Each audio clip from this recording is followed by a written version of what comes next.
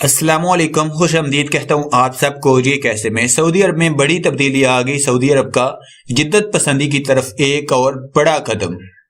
ریما بنت بندر بن سلطان بن عبدالعزیز آل سعود کو امریکہ میں خادم حرمین شریفین نے سفیر مقرر کر دیا۔ سعودی عرب کی تاریخ میں پہلی بار کسی خاتون کو سفیر مقرر کر دیا گیا۔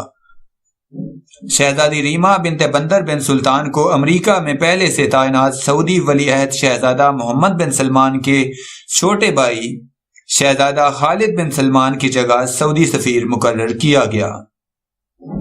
گزشتہ روز جاری ہونے والے شاہی فرمان کے مطابق شہزادی ریما بنت بندر امریکہ میں بطور سفیر خدمات انجام دیں گی۔ شہزادی ریما بنت بندر بن سلطان پہلی خاتون ہیں جنہیں امریکہ میں سعودی سفیر ہونے کا اعزاز حاصل ہوا ہے۔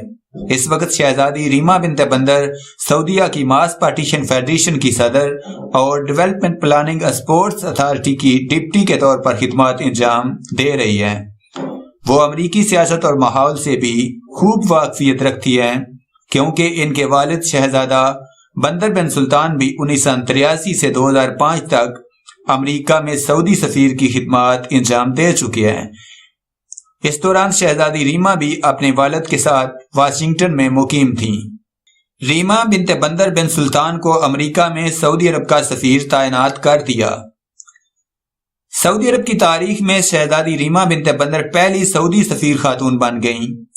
وہ تاجر خاتون کے طور پر اپنی صلاحیتیں منوا چکی ہیں، جبکہ سعودی اسپورٹس یونین کی سربراہ اور اسپورٹس جرنل اتھارٹی کی سیکرٹری کے طور پر بھی خدمات انجام دے چکی ہیں۔ وہ ریمیا کمپنی کی ایگزیکٹو چیئرپرسن بھی ہیں۔ وہ الف خیر کمپنی کی بانی بھی ہیں۔ فوربس میگزین انہیں 2014 عیسوی میں 200 طاقتور ترین عرب خواتین کی فہرست میں شامل کر چکا ہے، جبکہ 2017 عیسوی میں محمد بن راشد ال مکتوم ایوارڈ بھی حاصل کر چکی ہے۔